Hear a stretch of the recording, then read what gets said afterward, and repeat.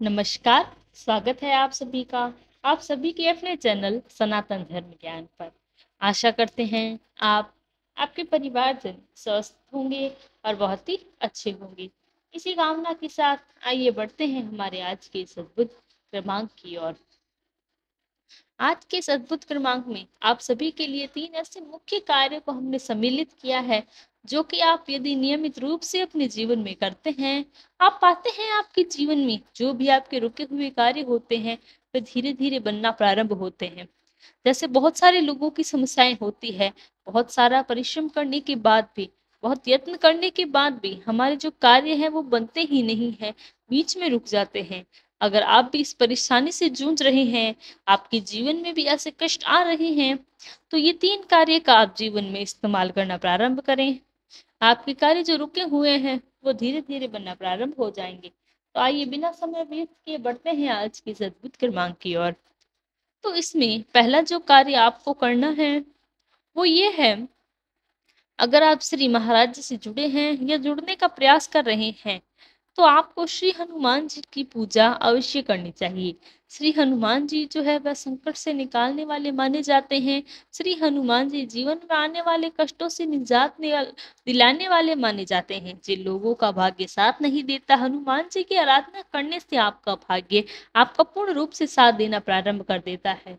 तो पहला जो कार्य है आपको यही करना है, श्री हनुमान जी की पूजा विधि विधान से करना प्रारंभ करें। यदि आपके जीवन में लगातार धन संबंधी अन्य परेशानियां बनी हैं, तो बहुत अच्छा होगा वैसे आप हनुमान जी की आराधना करें, आपको पूरा फल मिलेगा।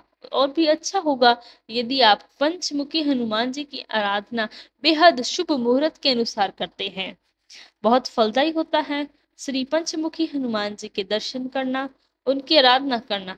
इसीलिए हर मंगलवार को किसी मंदिर में जाकर पंचमुखी हनुमान जी के सामने यदि दीपक जलाए जाएं, हनुमान चालीसा का पाठ किया जाए, तो हनुमान जी की कृपा से धन संबंधी कार्यों में, अटके हुए शत्रु कार्यों में, शत्रु पीड़ा जैसी समस्याओं में आपको मुक्ति मिलती है और श्री हनुमान जी की अमोघ कृपा आपको प्राप्त होती है। और उसी स्वरूप में यदि आपके लिए संभव नहीं है हनुमान जी के मंदिर जाना, यदि मान लीजिए आपको कोई स्वास्थ्य संबंधी विकार है या यदि कोई समस्या है, आप बाहर जाकर हनुमान जी की पूजा नहीं कर सकते, तो आप घर पर भी ये कार्य कर सकते हैं।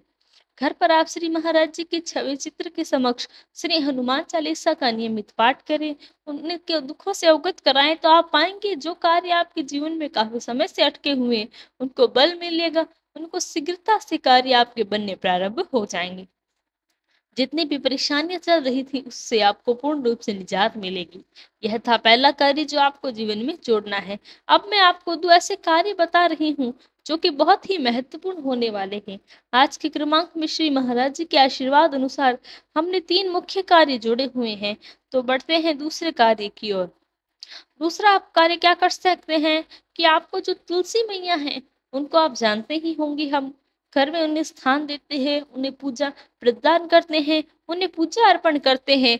आपको एक छोटा-सा उपाय करना है, आपको क्या करना है, हमारे शास्त्रों में भी ऐसी मान्यता है, अगर कोई इंसान रोजाना तुलसी के पास दीपक जलाते हैं, उसके जीवन से हर प्रकार की नकारात्मक शक्ति से उसको निजात मिलती है।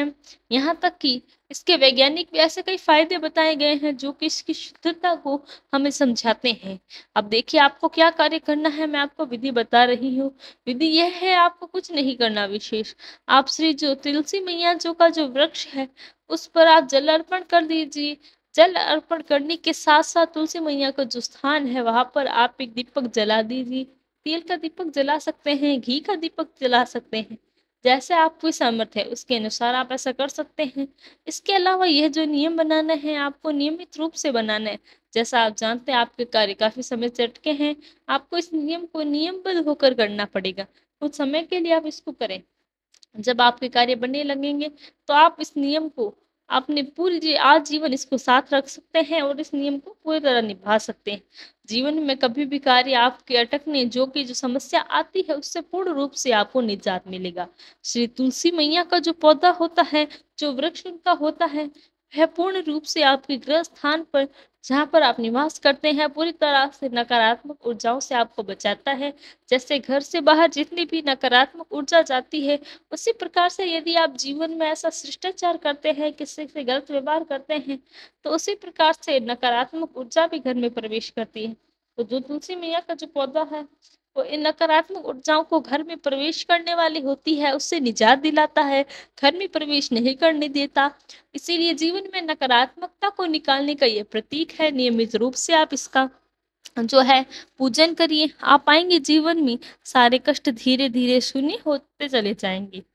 अब बात करते हैं तीसरे और अंतिम नियम की। तीसरा जो नियम है वो अपने आप में बहुत ही महत्वपूर्ण है।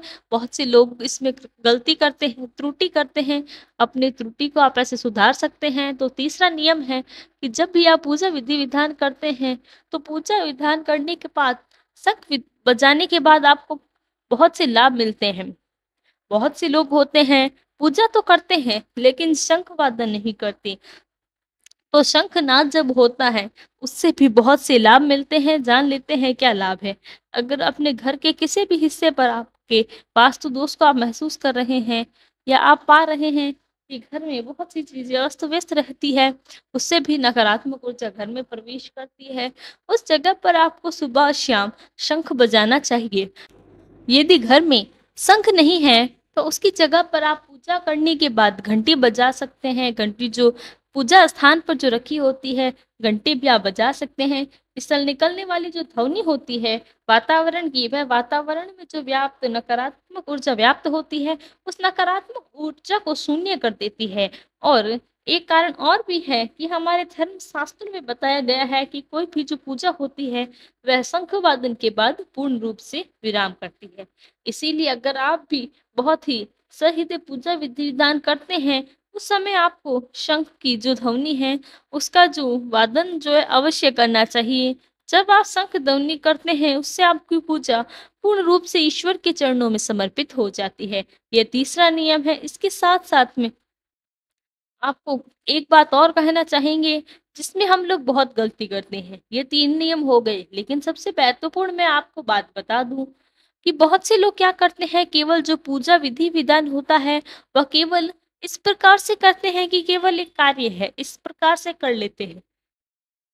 कभी भी पूजा विधि विधान जो कार्य होते हैं, वो सहृदय होते हैं। जब तक आप उसमें सहृदय सम्मिलित नहीं होते, मान लें, मेरे कहने का आशय यही है कि आप पूजा स्थान पर बैठे भी हैं, पूजा विधि विधान कर भी रहे हैं, लेकिन मन में बहुत से विचार चल रहे हैं, विचार बाहर है, कार्य क्षेत्र की है, कोई चिंता चल रही है, उसकी और विचार है, केवल पूजा की तरह कार्य कर रहे हैं, तो आपको जानकर बहुत ही अजीब लगेगा कि यह पूजा, ये इस प्रकार की पूजा स्वीकार्य नहीं मानी जाती। क्योंकि अंतर्मन से तो आप बाहर हैं, पूजा स्थान पर तो है ही नहीं। तो इसीलिए जब भी आप पूजा पाठ करते हैं, तो उसमें थोड़ा समय निकाल लीजिए।